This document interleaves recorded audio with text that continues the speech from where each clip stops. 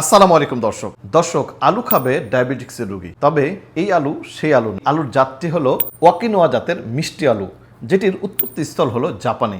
আসুন শুনে আসি ব্রাহ্মণবাড়িয়া জেলার নবীনগর উপজেলায় এই ওয়াকিনোয়া জাতের মিষ্টি আলু জনপ্রিয় হচ্ছে কেন। নবীনগর উপজেলায় গত ৩ বছর ধরে নবীনগর এই ওয়াকিনোয়া জাতটি জনপ্রিয় হওয়ার যথেষ্ট কারণ আছে।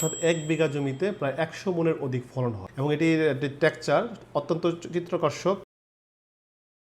আমাদের সকল ধরনের মানুষকে এই মিষ্টি আলু খেতে পারে, কারণ এর গ্লাইসেমিক ইন্ডেক্সের মাত্রা ৫৫ নিচে। ফলে ডায়াবেটিকের রোগীর থেকে শুরু করে সকল ধরনের মানুষ এটি ভোক্তারা এটি গ্রহণ করতে পারে এবং এটি সিদ্ধ হিসাবে খাওয়া যায়, পোড়া হিসাবে খাওয়া যায় এবং চিপস আকারে খাওয়া যায় এবং বিভিন্ন ধরনের স্বাদের ভর্তা হিসাবে খাওয়া যায় এবং আইসক্রিমও বানানো যায়। সুপার ফুড হিসাবে সারা বিশ্বে পরিচিত আছে।